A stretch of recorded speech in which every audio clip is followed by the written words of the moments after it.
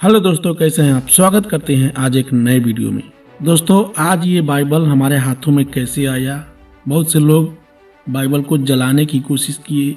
बहुत से लोग ये भी बताते हैं कि बाइबल बदल दिया गया है। लेकिन आज हम इस वीडियो में देखेंगे कि बाइबल हमारे हाथों में सही वास्तविक रूप में कैसे आया। तो आशा करता हूँ कि वीडियो में लास्ट तक बने रहेंगे ताकि आपको पूरी जानकारी मिल सके। दोस्तों, आज पूरी दुनिया इस बाइबल पर विश्वास करती है और बाइबल सबसे अधिक बिकने वाला किताब है। इस बाइबल को बहुत से लोगों ने जलाने की कोशिश की, मिटाने की कोशिश की, लेकिन आज भी हमारे हाथों में ये बरकरार वैसे की वैसे ही है।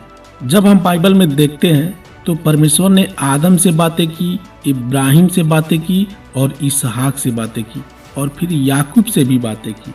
फिर परमेश्वर ने मूसा को चुना। फिर हम देखते हैं मूसा के बाद परमेश्वर ने यशायाह से बातें की, फिर डैनियल से बातें की, फिर सबसे लास्ट में परमेश्वर ने यीशु मसीह के जरिए हमसे बातें की। हमसे कहने का मतलब ये है कि प्रभु यीशु मसीह ने अपने प्रेरितों पौलुस, पतरस, यूहन्ना से भी बातें की। आइए हम देखते हैं कि पुराने समय में बाइबल किस पर लिखा जाता था। आज के करीब 3500 साल पहले एक प्रकार के वृक्ष यानी पेड़ पौधे जिसको काट कर और इसको चीर कर और इसके पतले पतले लेयर बनाकर उसको सुंदर से साफ करके तब उस पर बाइबल का वचन लिखा जाता था। फिर जब कुछ दिनों के बाद लोगों को पता चला कि यह जो लिखावट है लकड़ी के लेयर पर, यह ज्यादा दिनों तक टिकता नहीं था, यानी ज्यादा दिनों तक चलता नहीं था, तो लोगों ने दूसरा तरकीब सोचा। तरकीब यह है कि लोग जानवर के खाल यानी कि चमड़े पर बाइबल लिखना आरंभ कर दिए। अब मैं समझ सकता हूं कि आप लोग सोच रहे होंगे कि बाइबल परमेश्वर का वचन जो है ये जानवर के खाल पर यानी चमड़े पर बाइबल कैसे लिखा जा सकता है। लेकिन मेरे प्रियो, ये बात सच है कि बाइबल चमड़े पर ही लिखा जाता था, क्योंकि लकड़ी के लेयर पर बाइबल का लिखावट ज्यादा दिनों तक नहीं टिकता था, बहुत ही जल्द खराब हो जाता था। इसलिए जानवरों के खाल पर बाइबल लिखने से अधिक दिनों तक चलता था। अब सवाल यह है कि चमड़े पर बाइबल कैसे लिखा जाता था। आप देखते होंगे बहुत सारे पर्स, जूते, चप्पल, बेल्ट चमड़े के ही तैयार किए जाते हैं ताकि ये अधिक दिनों तक चल सके। उसी तरीके से पुराने समय में आज के 3000 साल पहले कोई ऐसा वस्तु नहीं था जिस पर बाइबल लिखा जा सके। उस समय लोग जानवरों के चमड़े को निकालकर उसको पूरी तरीके से साफ करके बाइबल लिखते थे, जैसा कि 2 तिमोथी अध्याय 4 के 13 में हम पढ़ सकते हैं। फिर उस पर लिखने के लिए एक स्पेशल प्रकार का इंक और पेन का इस्तेमाल होता था। वो एक ऐसा इंक होता था जो कईयों साल तक उसका इंक जल्दी खराब नहीं होता था। फिर जैसा कि हम देखते हैं 2 राजा अध्याय 22 का 8 से 23 जब हम पढ़ते हैं तो यहाँ बाइबल जब खराब होने की स्थिति में आता था तो उसका वचन एक दूसरे पर कॉपी पेस्ट किया जाता था और इतनी ईमानदारी से लिखा जाता था कि एक भी शब्द मिस ना होने पाए।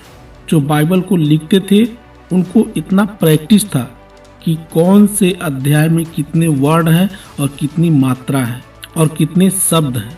यदि उनसे एक भी शब्द मिस होता था तो फिर उनको रिपीट करके चेक करते थे कि कहाँ गलतियां हो रही हैं। उनका यह भी एक डिसिप्लिन था कि जब वो लिखते थे तो एक ही बार वह इंक में पेन डुबाते थे और जब तक एक वाक्य पूरा नहीं हो जाता था तब तक वह लिखते ही रहते थे।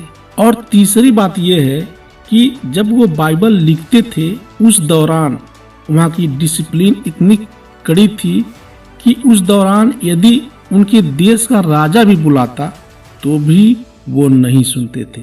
यही कारण है कि आज हमारे पास बाइबल मौजूद है। फिर मेरे प्रियो, बाइबल को हिब्रू भाषा में, इब्रानी भाषा में और यूनानी भाषा में अनुवाद किया गया और आज भी करीब हमारे पास बाइबल के 300 कॉपी हैं। अब तक तो हम पुराने नियम को देखते थे कि पुराना नियम बाइबल कैसे लिखा गया। आइए अब नए नियम की तरफ देखते हैं। यीशु मसीह के उठा लिए जाने के बाद 45 एडी से 90 एडी तक, यानी कि यीशु मसीह के पुनरुत्थान के 45 साल के बाद और 90 साल के बीच में नया नियम बाइबल लिखा गया था, जो कि आज हमारे पास है। उस समय भी बाइबल को चमड़े पर ही लिखा जाता था, क्योंकि उस समय प्रिंटर तो था नहीं कि छपाई हो सके। फिर 1394 से 3399 के बीच में जर्मनी के जोहान्स गुटेनबर्ग नाम के व्यक्ति जन्म लेते हैं, जिन्होंने बाइबल छापने के लिए एक प्रिंटर का आविष्कार किया। आज उन्हीं का देन है कि बाइबल ही नहीं बल्कि पूरी दुनिया की किताब उसी प्रिंटर से छापे जाते हैं। तो ये है दोस्तों बाइबल की सच्चाई कि बाइबल आज हमारे हाथों में कैसे आया। बीच बीच में बहुत से लोग बाइबल को जलाने की कोशिश भी की। बाइबल को लिखने के लिए बहुत से प्रेरितों ने मार भी खाई, बहुत से लोगों की जानें भी गई, लेकिन आज हमारे पास बाइबल वैसी की वैसी सिर्फ मौजूद है। तो दोस्तों कैसा लगा ये वीडियो? अच्छा लगा हो तो चैनल को सब्सक्राइब करें, लाइक करें और बेल आइकन की घंटी को जरूर प्रेस करें। करीब 2 या 3 वीडियो हमारे बाइबल से ही संबंधित आने वाले हैं। यदि आप इस चैनल में बने रहेंगे तो आपको लेटेस्ट अपडेट वीडियो हमेशा आते रहेंगे। मिलते हैं फिर अगले वीडियो में, तब तक के लिए आप सभी को जय मसीह की।